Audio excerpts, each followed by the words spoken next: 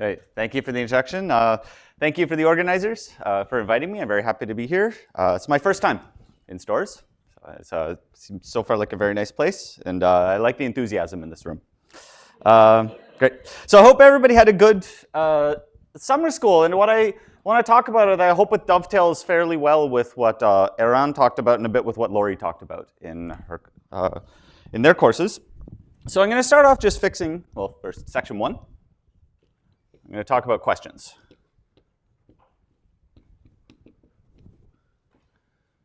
And so it's going to be questions concerning modular forms. So I'm going to start off fixing an integer n, bigger than or equal to 1, and a Dirichlet character mod n.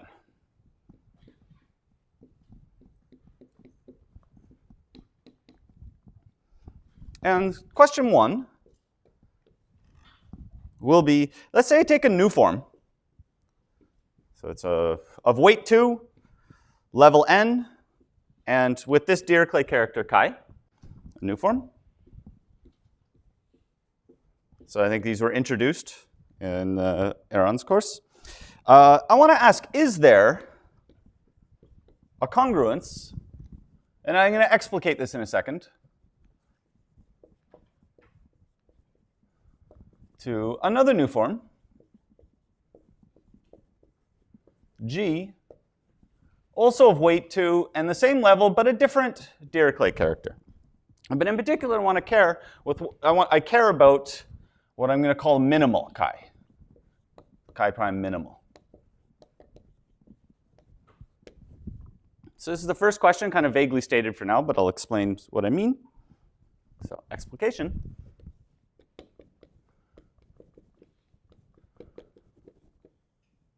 So since f and g are new forms, there exists some finite extension of Q, a number field, such that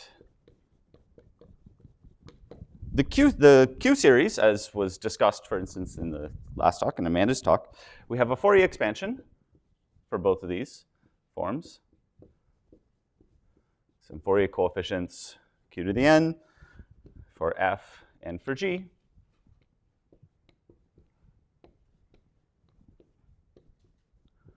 And both of these Fourier expansions lie inside, have coefficients inside the ring of integers of this number field. Right? This is sort of the magic of modular forms and where real number theory arises. Okay? Where again, just as in the last talk, Q is e to the 2 pi I. I guess I used tau, since tau was in the last talk.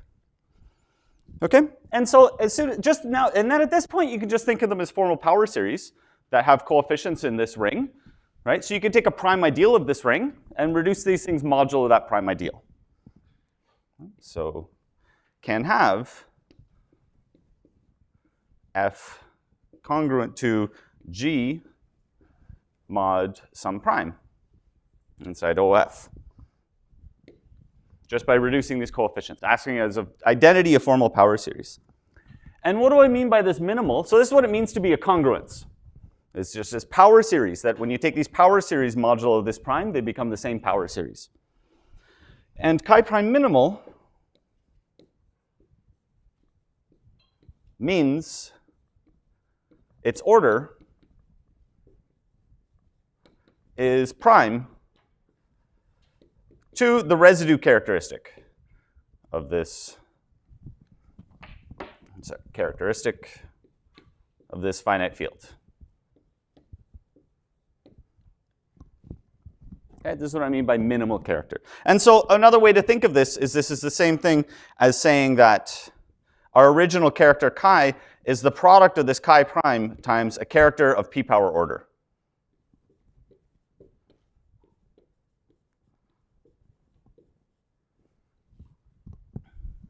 Okay? All right, so this is the question I'm interested in. And let me say the backdrop for this question, if you're familiar with it, is for those of you who are familiar with it, is the Serre's conjecture on modularity of Galois representations. Is that this is really what this arises from. And this is an important question in understanding sort of the precise invariance that a fixed mod p Galois representation can arise from.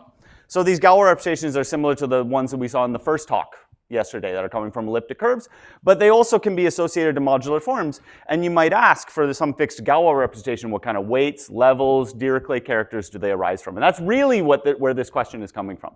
But I just decided to strip away the Galois representation language to make it maybe a little bit more accessible in case you're not familiar with that. Okay, so this is the question, and here's the example. So I'm going to call this example 1. And I'm going to attribute this to Serre, because he was the one to point this out. That basically the answer to this question is not always. And this is the example.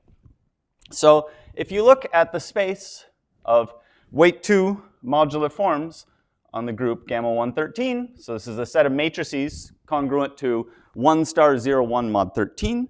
This is spanned by, you can actually write down the first few bits of this Q expansion. So this is Q plus zeta 3 will be my notation for a primitive third root of unity. Zeta 3 minus 1 Q squared plus minus 2 zeta 3 minus 2 Q cubed minus zeta 3 Q to the 4th plus etc. So this has coefficients in the ring zeta joins zeta 3 power series. And again, so zeta 3, as I said, is a primitive third root of unity. You can think of it as e to the 2 pi I over 3 if you like. Okay. So this is going to turn out to be a two-dimensional space. It's spanned by this form. And sort of the nice thing about this is you can actually just play with this yourself. This is in LMFDB. So the L functions in modular forms database label 13.2.E.A. And it's a complex conjugate. Call it FC. Right? So it's a two-dimensional space spanned by these two forms. All right? So in particular, if you look at this Q expansion, I said its coefficients in zeta 3. If you take its complex conjugate, what that does is it replaces zeta 3 with zeta 3 squared, right, the other third root of unity. But if you take that modulo 3, or the prime above 3, those two coincide, right? Because mod 3, the only root of unity is 1, right? So both the primitive third root of unity and the other primitive third root of unity collapse. So this is an example of a congruence. So we have that this f of q is congruent to this complex conjugate f of q mod the prime that's given by the square root of minus 3. That's the unique prime above 3 in this ring. But now, how is this relevant for this question? Well, both of these new forms have a character of order 6. Let's check. So both F and F conjugate have a Nebben-typus or character chi of order 6, right? So what this means, this question would ask, is there a congruence to something with character of order prime to 3 modulo this 3? But it just doesn't exist. In this space, there are only two forms. They both have Nebben-typus of order 6. So there's nothing quadratic. So this means that the answer, so question 1 is no, in general.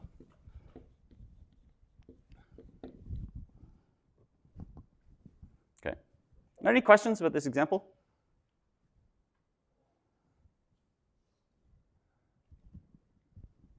Okay, all right, so fine. All right, well, let me make some assumptions I'm going to assume throughout.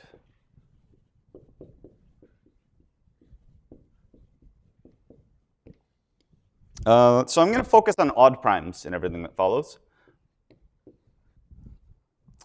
And let me also assume that the modular form I'm starting with is not congruent to an Eisenstein series.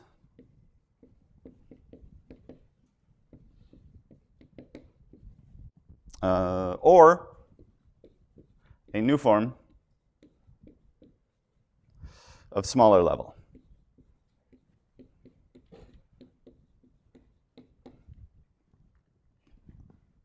Okay. So again, for those of you who are familiar with the Serre's conjecture picture, you could think that I'm interested in irreducible mod p Galois representations, and I've already fixed the prime to p Artin conductor. Sorry, and maybe also I should say and. Although actually this is and. Let me also include this. P doesn't divide n.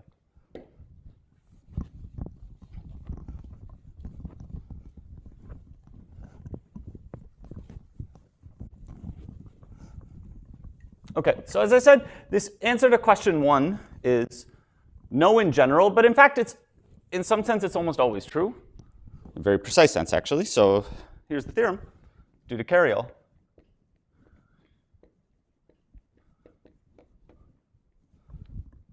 Is if question 1 is no, all the following things have to happen.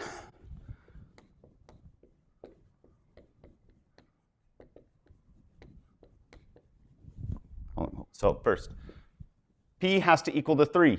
And let me say or p equals 2, but I'm going to focus on the p odd case. That's why I'm putting it in parentheses. First, another thing.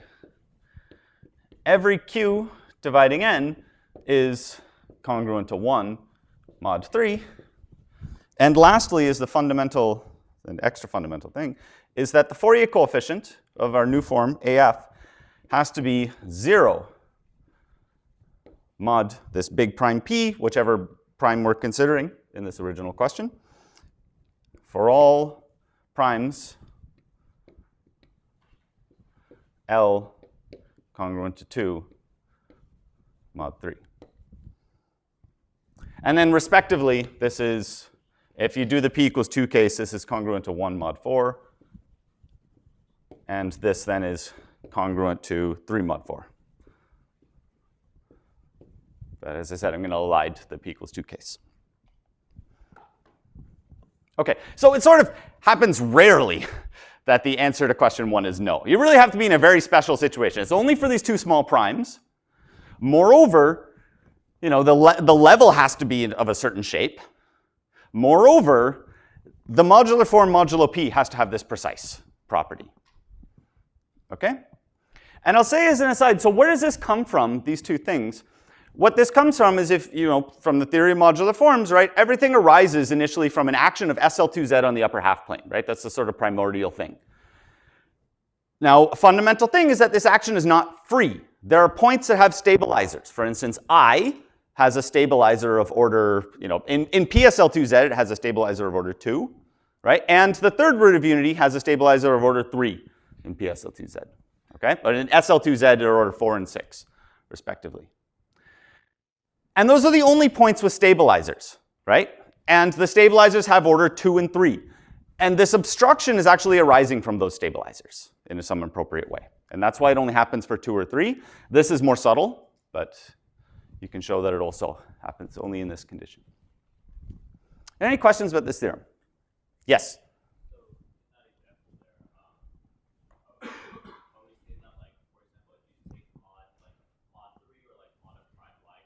Yeah, this is the unique one.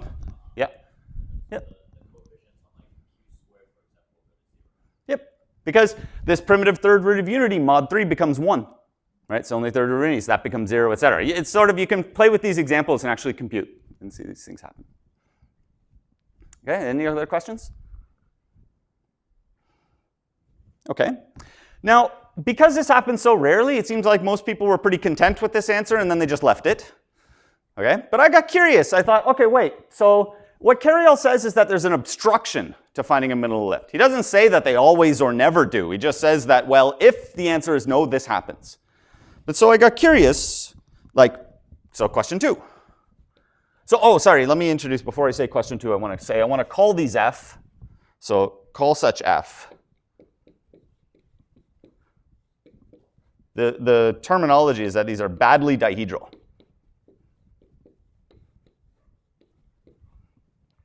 Mod p. Although I'll just sort of obfuscate this prime living above 3, and I'll just say mod 3. Okay. And let's call G, as in question 1. So remember, this is some lift of the F mod P that's congruent to it with a minimal order Nebin typus. And let me call it a minimal lift, just for brevity, instead of going back to the question. Using question 1, a minimal lift.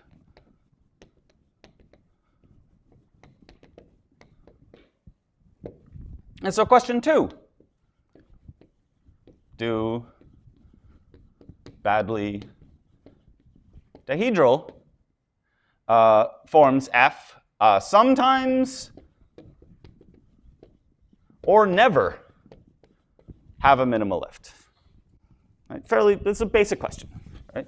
Given my setup.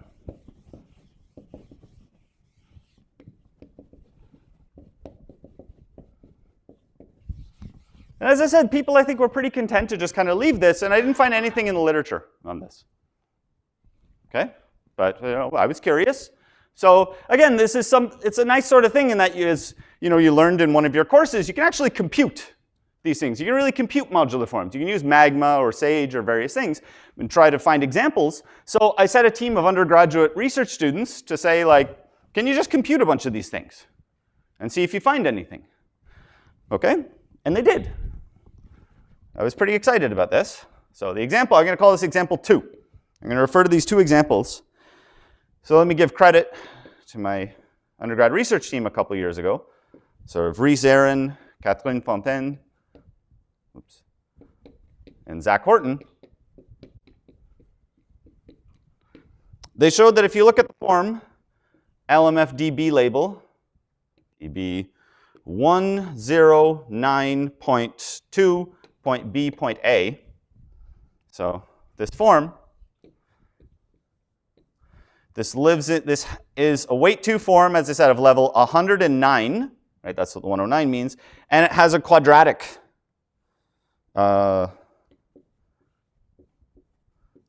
Dirichlet character, is badly dihedral mod 3. Sorry.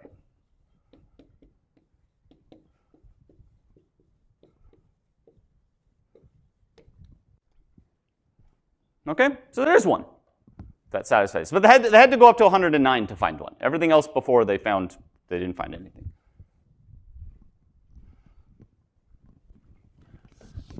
Okay. Now I thought this was great because as soon as you see this, right, what's the natural question 3? Right? Why 109? Right? What prime is this? It's a prime, but like what's different? Why did we have to go? It's not a prime I've ever come across before for any sort of reason. I mean, it's not too big, but still. Right? If you find an example of something new, then it's great because you can start asking, okay, what's the reason? Right? It gives you something new to think about. Any questions there? Yeah.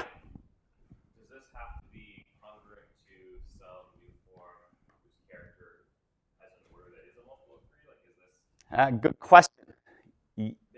So, right, so there always exists. So, okay, it depends. So, if you start off with the F, then naively, trivially, you can say, of course, it's congruent to itself, right? So, what I'm interested in is if you start with the F, can you strip away the 3 part of the character? Now, phrased another way, if you start with, say, the mod P Galois representation, and you don't have the F around, then it is a theorem that you can always find something, regardless of the prime, that lives in the pre-prescribed weight, which I'm always assuming is 2 for this talk, and the pre-prescribed level gamma 1n. So, I mean, the history of this is that Serre made this conjecture in this famous Duke paper where he said mod P Galois representation should arise from absolutely reducible mod P Galois representation satisfying a so-called oddness condition arise from modular forms of a certain weight and level. But he also prescribed the Nebin typus in his formulation. And then he showed himself shortly afterwards, actually, wait, maybe the Nebin typus was overambitious. This is quite a little bit wrong for this reason. Yeah?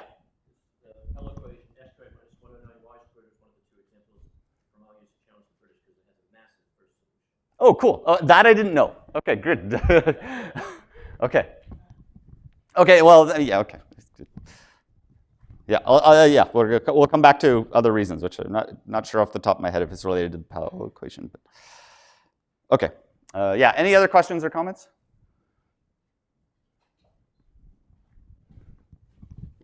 Okay, so there's my setup. So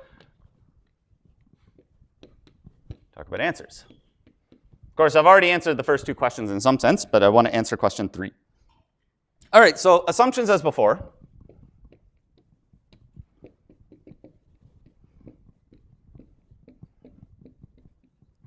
Plus, let me also, again, put myself in this situation.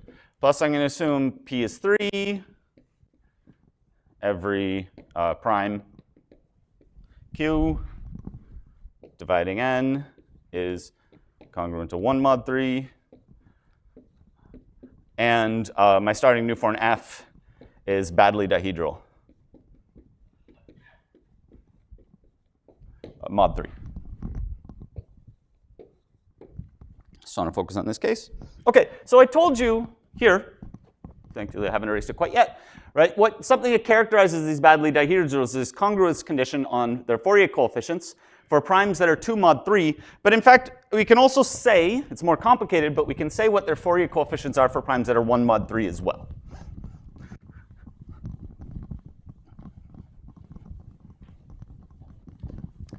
It's going to be tied to another character. But now instead of a Dirichlet character, we're going to work over the imaginary quadratic field adjoining the primitive third root of unity, or Q adjoin square root of minus 3. So then there exists an ideal I inside Z adjoin zeta 3, and a character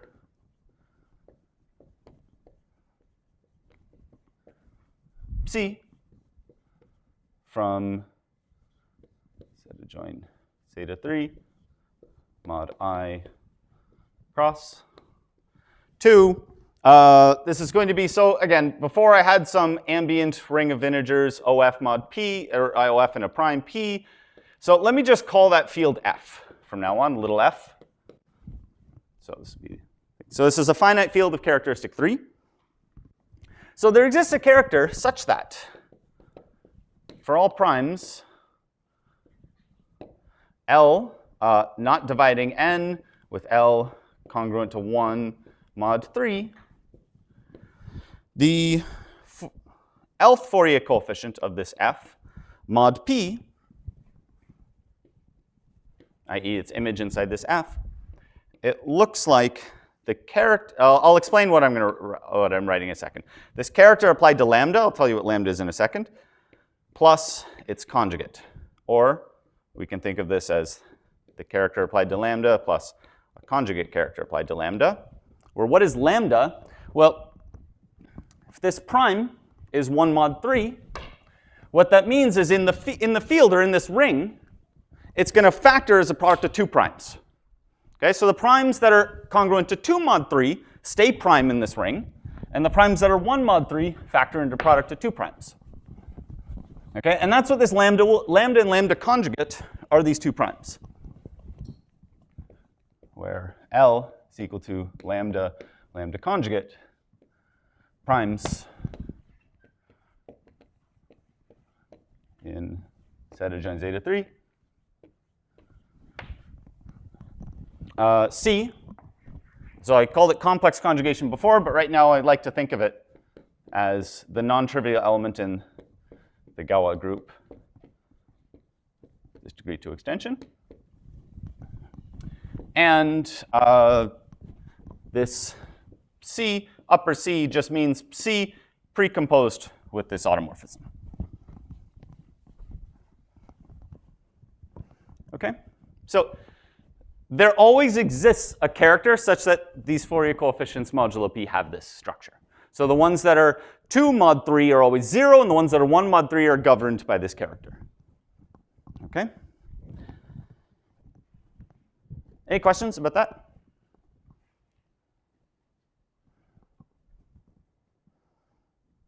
Okay, let's do the examples again. I'll show you exactly what the characters are in that situation. So again, as I said, I want to keep coming back to examples 1 and 2. So examples 1 and 2, continued.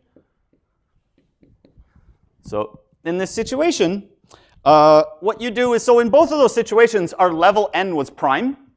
right? Our level, one of them is 13 and one of them is 109. Both of those are congruent to 1 mod 3, so in both cases they factor as a product of 2 primes in this ring.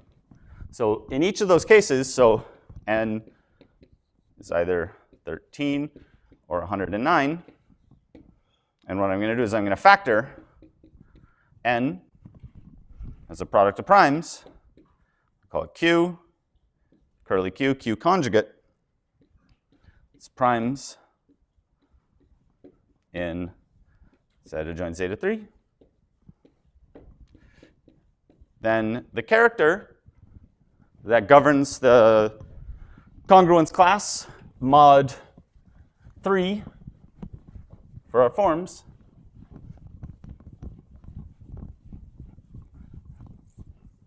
is as follows.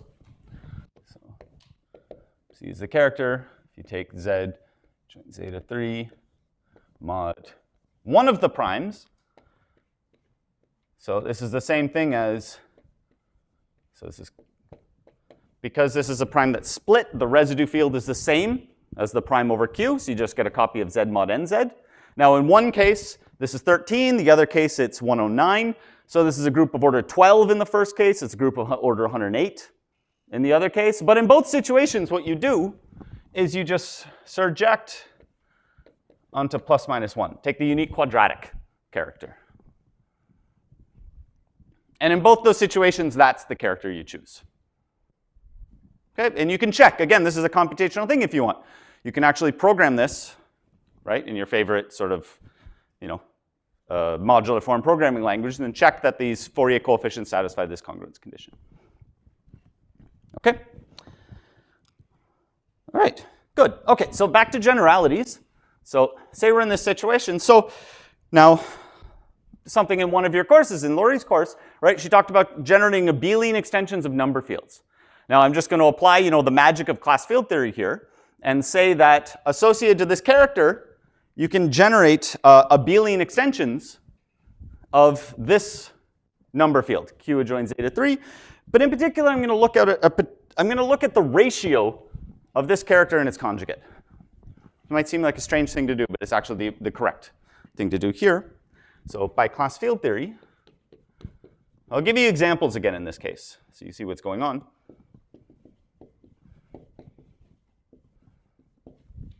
What I'm going to write is C divided by C conjugate, i.e. C times the character C conjugate inverse, cuts out a cyclic Galois extension, a finite cyclic Galois extension, L over Q adjoint zeta 3. Okay, I'll give you examples in a second to make this a little bit more concrete. But what I'm going to want to consider is the class group of this extension.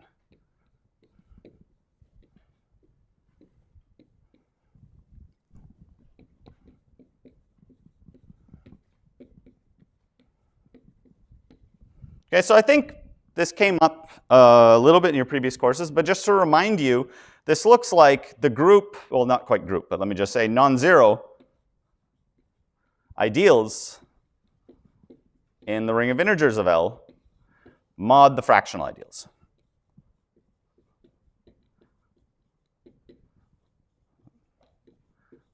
This is at least enough to describe it as a monoid, but it extends to a group structure. So this is some measure, right, of how far away L is from being a PID, as to whether all the ideals are principal or not. This is a fundamental invariant in number theory. Right, there's all sorts of interesting questions you can ask on it. And one thing I want to note is because it's generated by these ideals modulo principal. Sorry.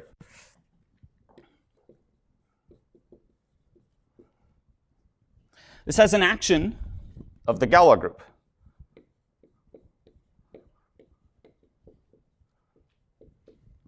Okay, just by permuting the ideals.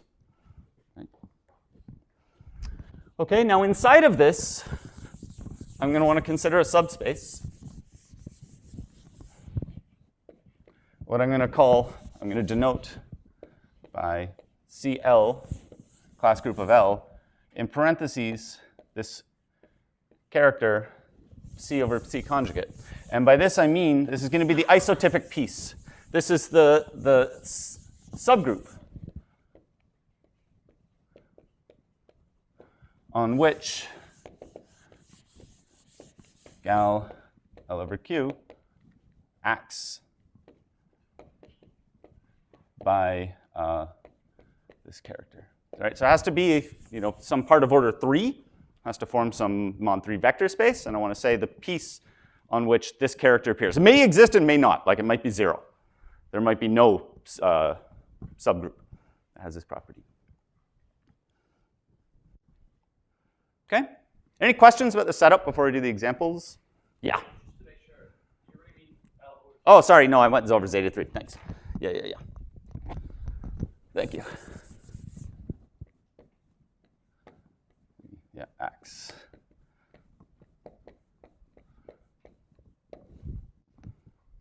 Okay.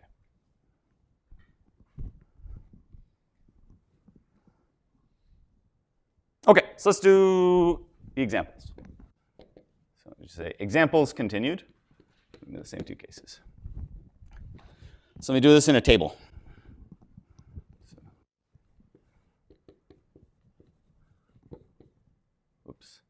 Example. So we have example 1 and example 2. So to remind you, the levels here were 13 in Sarah's example and 109 in the undergraduate research project. Okay, now in this situation, so first off, there's a few things I need to tell you. So I said by class field theory, this cuts out some extension, cyclic extension. In this case, it's particularly easy. What is this extension? Well, this is just given by zeta 3 adjoin the square root of the level. So in this case, 13. And in this case, square root of 109. So in both of these situations, it's just a quadratic extension. Okay? Given by the square root of the level. Okay, quite simple. So for those of you paying keen attention, what's happening here is that each of these 2 characters cut out different quadratic extensions, one of which is ramified at Q and the other one is ramified at Q conjugate. And then in this biquadratic extension, it's this intermediate one that's ramified at both Q and Q conjugate, and it's given by this, taking the square root of their product. All right, what's their class group?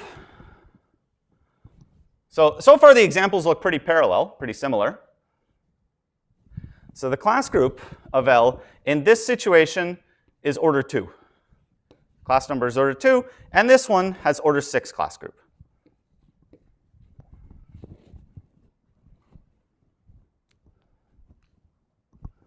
Okay? And so now I can already start to tell you why 109. 109 is the first prime that's 1 mod 12 that has this field having class group divisible by 3. Okay? So it's the fact that this has order 3 in the class group. Because what is the Galois structure here? So this piece that I have isolated, which obviously I must be interested in it if I bothered to give you notation for it. Here the Galois action is trivial. So, and this is a non-trivial character. So this is 0. But here, this is exactly how the order 3 part. So this breaks up as Z mod 2, which has a trivial Galois action, and on the Z mod 3 part is this character.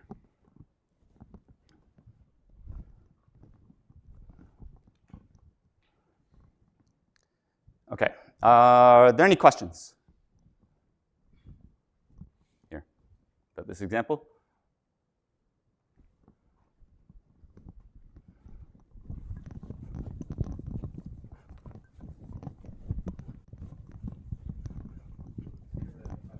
Yeah, great. So could you explain what the group action is one more time?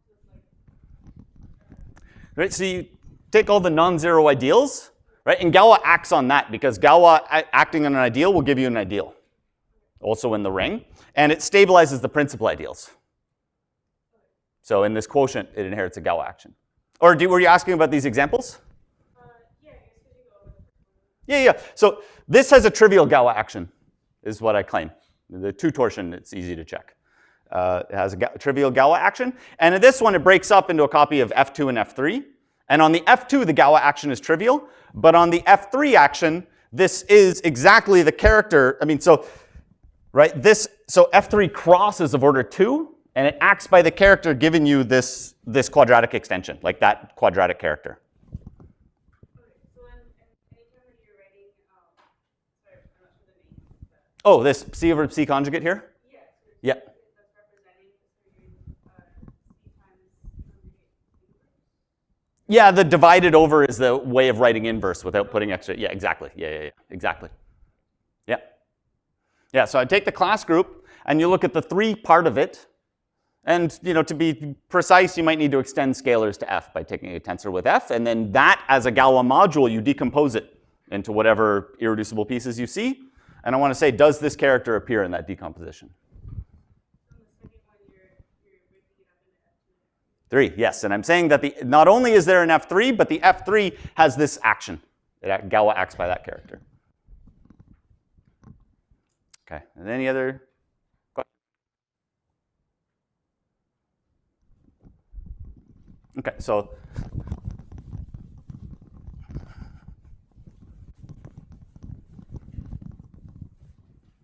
here's the theorem.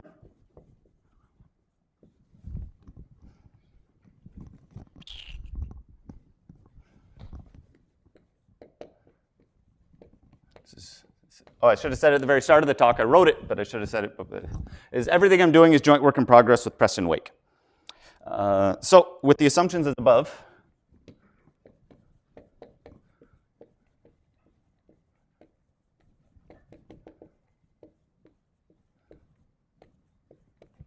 so in particular, I have this fixed badly dihedral F, badly dihedral mod P. So F mod P has a minimal lift if and only if this isotypic piece of the class is 0. This is equivalent.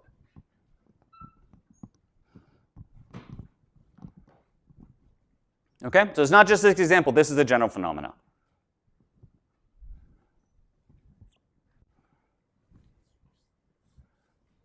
Okay, so those of you that are familiar with Urbrand-Ribbit, this has a bit of that kind of feel in the sense that I'm saying some new form with some special properties exists if and only if some isotypic piece of a class group is non-zero. So at least superficially, it has a bit of a feel of that. Any questions about the statement?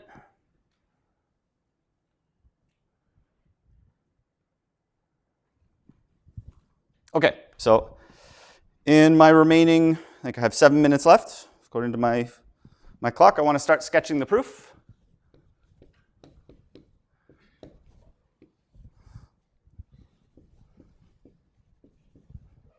Okay, and I will say, let me preface this, but at this point I'm going to start speeding up. So by the end of this proof, I'm only going to be talking to a small group, I think, in this audience. But feel free to ask me questions later. So for simplicity, let's say F is just F3. It makes some notation easier. It's not important. We just makes notation easier. Now I'm going to consider a certain congruent subgroup. So I'm going to have a group sandwiched between gamma 1n and gamma naught n, where this part is going to be 3 power, and this index will be prime to 3.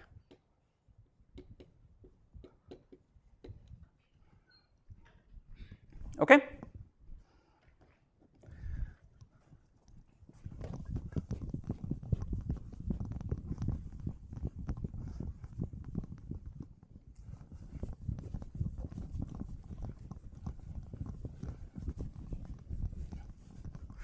All right, so then what I'm going to consider is the cohomology of this group with coefficients in Z3. Okay, so now I don't assume people here have seen this. Let me put as an aside. Mostly, I'm going to write some more here. So if you're taking notes, you may want to leave some space. But let me just write here that the thing we're mostly cared about for this question is the first. So these are, let me write this as Hn, right? So these are a sequence of groups. They're actually Z3 modules, the p-adic integers. indexed by integers n bigger than or equal to 0. N equals 0, you just get a copy of Z3. It's very sort of uninteresting. But for the H1 is what's mostly interesting for this story. And all this is the collection of group homomorphisms from gamma to Z3. That's all it is. Okay? So it's some sort of question of basically what you should think of this being is it's trying to understand what the abelianization of this group gamma is. That's really what it's trying to measure. And it's measuring some sort of 3 part of the abelianization. Okay? Sort of, it's a fairly simple thing on its surface. But when you're studying modular forms, very often it's useful to look at cohomology because of the so-called Eichler-Shimura isomorphism. And so this has an action of a certain algebra that we call a Hecke algebra. And inside, so I'm not going to define these Hecke operators, but I just say that there is a ring, a commutative ring that acts on this. And inside of this, there's a maximal ideal that corresponds in some appropriate way to this mod p modular form. This sort of the Hecke, the Fourier coefficients are encoded by Hecke eigenvalues modulo this maximal ideal. And the whole question of asking for this minimal lift, this exists if and only if when I look at this first cohomology group, which, as I said, is just homomorphisms, it has an action by this commutative ring. I want to say if I localize this maximal ideal, I want to ask, is this non-zero?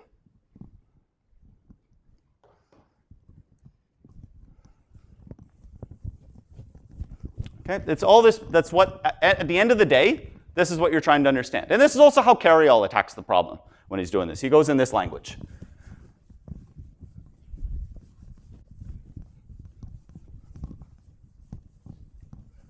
Okay. Okay, now what might we do here? Okay, so there's an exact sequence .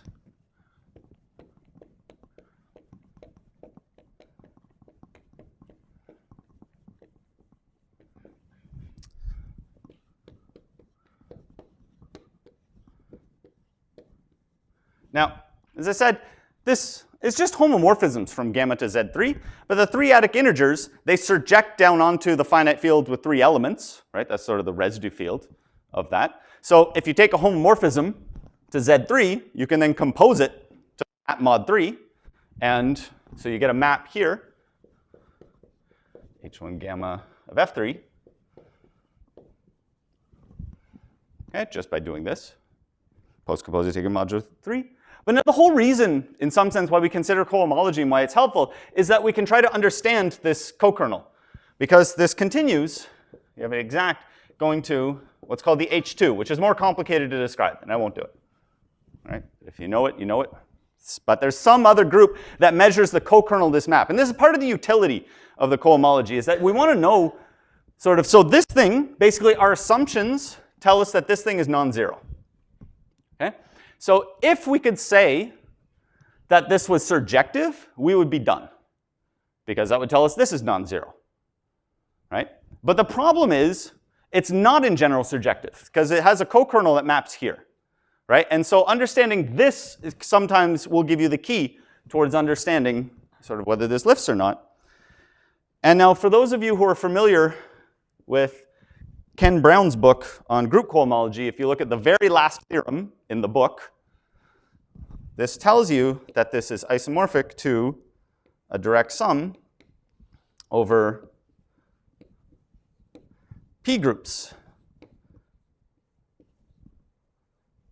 where X is equal to the set of order 3 subgroups in gamma, up to conjugation. Okay, so it gives you a way to analyze this co-kernel.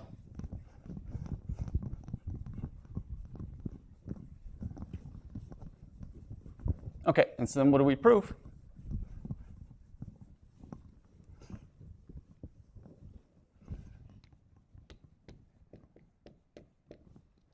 So in some senses, A and B are really the main theorems. And the theorem I presented is a corollary of these things. So we compute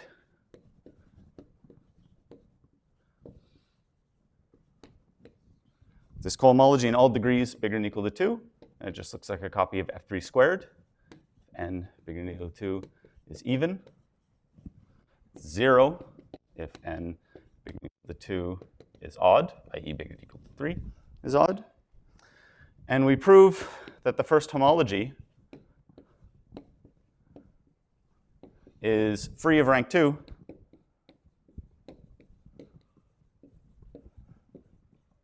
over a minimal Galois deformation ring.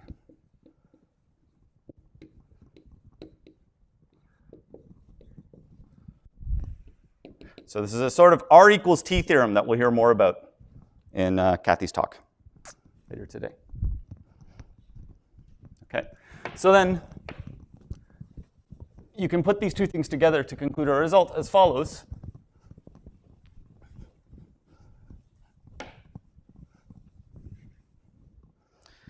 So A and B imply that this minimal Galois deformation ring, whatever it is, as an O module, looks like O to the R direct sum F. Oh, sorry, Z3. I changed my notation. Z3 to the R plus F3 as a Z3 module with R equal to the rank, Z3 rank of this group we want to prove is non-zero. Okay, so minimal lift exists if and only if this R is positive, which then happens if and only if this Galois deformation ring is not cyclic as a Z3 module. And via a so-called tangent space computation, we prove this is if and only if this class group condition.